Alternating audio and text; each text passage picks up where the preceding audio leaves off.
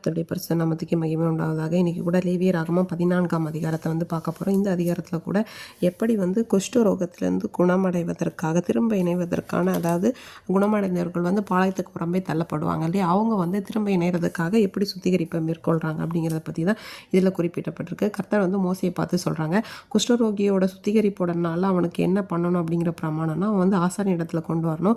ஆசாரியன் பாளையத்துக்கு புறம்ப போயிட்டு அந்த குஷ்டரோகிக்கு அவனோட நோயிலேருந்து விடுதலை ஆயிடுச்சுன்னா அவன் என்ன பண்ணணும் அப்படின்னா, உயிரோடு இருக்கிற 2 சுத்தமான குருவி, ஒரு கேதுருக்கட்டை, அப்புறம் சிவப்பு நூல், ஈசோப்பையும் வாங்கிட்டு வர சொல்லிட்டு அவன் என்ன பண்ணணும், குருவியில் ஒன்றை எடுத்து என்ன பண்ணணும்னா மண்பானத்தில் உள்ள நீர் மேலே அதை கொல்ல சொல்லிட்டு, உயிர் உள்ள குருவி, கேதுருக்கட்டை, சிவப்பு நூல், ஈசோப்பு இது எல்லாத்தையும் என்ன பண்ணணும், அந்த கொல்லப்பட்ட குருவியோட ரத்தத்தில் துவைத்து அவனை குஷ்டம் நீங்கிறதுக்கு 7 தரம் அவன் மேலே தெளித்து அவனை சுத்தம் பண்ணி அவன் உயிர் உள்ள ஒரு குருவியை வெளியே விட்டுறணும் அப்படின்னு சொல்கிறாங்க. அப்புறம் இந்த சுத்திகரிக்கப்படுறவன் என்ன பண்ணணும்னா, அவனோட துணியெல்லாம் துவச்சி அவனோட தலை, முடி, மீசை எல்லாத்தையும் சிரைத்து அவன் அதே மாதிரி பாளையத்துக்கு நல்லா குளிச்சுட்டு அவன் பாளையத்துக்கு புறம்பே 7 நாள் என்ன பண்ணணும், தங்கியிருக்கணும்.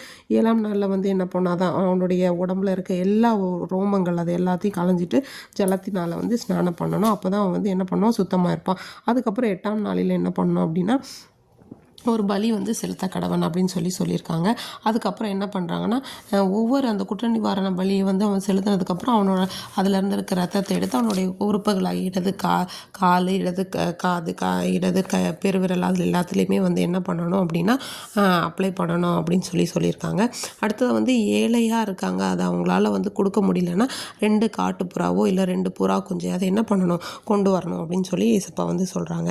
இதே மாதிரி சொல்லிவிட்டு அடுத்து கர்த்தர் மோசே ஆரோனையும் பார்த்து என்ன சொல்கிறாங்க அப்படின்னா, அவங்க இப்போ வீட்டுகளில் இந்த மாதிரி ஏதாவது இருக்குது, வீடுகளில் ஏதாவது பூஞ்சை அந்த மாதிரியான இருந்ததுன்னா அதையும் என்ன பண்ணணும்னா, இதே மாதிரி ஆசாரியன் போய் பார்த்துட்டு அது 7ஆம் நாளில் திரும்ப அதை போய் பார்க்குறாங்க.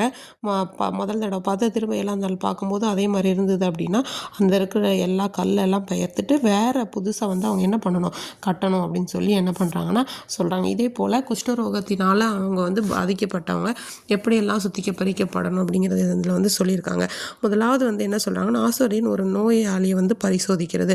அந்த குருவி அந்த ஆசாரியன் நோயை பரிசோதிப்பது நோயாளியை பரிசோதிப்பது அப்படிங்கிறது ஏசப்பா நம்மளுடைய பாவங்கள நம்மை சுத்திகரிக்கணும் அப்படிங்கிறதுக்காக நம்ம ஆராய்ந்து அறிகிற தேவனாக இருக்கிறார் அப்படிங்கிறத பார்க்குறோம்.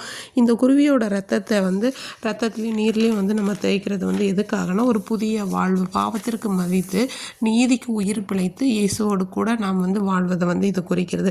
ஒரு முழு சுத்திகரிப்பு நமக்கு தேவை. அது இந்த முழுவதுமாக அவருடைய உடம்புல இருக்கிற முடி, தலைமுடி, மீசை அதை எல்லாத்தையும் அவங்க களையிறது எதுக்குன்னா, ஒரு முழுமையான சுத்திகரிப்பை என்ன பண்ணுது அப்படின்னா, தேவனுக்காக நம்மை உடல், உள்ளம் எல்லாவற்றையும் இருக்கிற அழுக்கையெல்லாம் கலைந்து போக்கிட்டு அவருக்காக ஒரு முழு சுத்திகரிப்புக்கு நம்ம அர்ப்பணிக்கணும் அப்படிங்கிறத குறிக்குது. அதுக்கப்புறம் பார்த்தோன்னா, ஒவ்வொரு இடத்துலையும் அந்த ரத்தங்கள் பூசப்படுவது என்ன பண்ணுது அப்படின்னா, தேவனுக்காக ஒவ்வொரு உறுப்புகள் வரைக்குமே நம்ம என்ன பண்ணணும், அர்ப்பணிக்கணும் அப்படிங்கிறதையும் சொல்லுது. அதே போல் இப்போ நிறையா இருக்கிறவங்க என்ன பண்ணுவாங்கன்னா, அவங்களுக்கு தக்கன அந்த வழி செலுத்துவாங்க. ஆனால் வறியவர்கள், அவங்க கொடுக்க முடியாதவங்களும் என்ன பண்ணக்கூடாது, கஷ்டப்படக்கூடாதுன்னு அவங்களால என்ன திராணிக்க முடியும் அப்படிங்கிறத கொடுத்துட்டு அவங்களுக்கும் அதே சுத்திகரிப்பை ஏசப்பா தராரு. அவருடைய ரத்தம் ஏதோ பணக்காரனுக்கு ஒரு மாதிரியான ரட்சிப்பையும் ஏழைகளுக்கு ஒரு குறிப்பிட்ட அளவான ரட்சிப்பு அப்படி கிடையாது. இந்த ரட்சிப்புங்கிறது யூதன் என்றும் இல்லை, கிரேக்கன் என்றும் இல்லை, அடிமைகள் என்றும் இல்லை, சுயாதீனன் என்றும் இல்லை, எல்லாரையுமே ஏசப்பா அவருடைய பிள்ளைகளாகவும் குமாரர் குமாரத்திகளாகவும் தெரிந்து கொண்டாங்க அப்படிங்கிறத இது விளக்குது.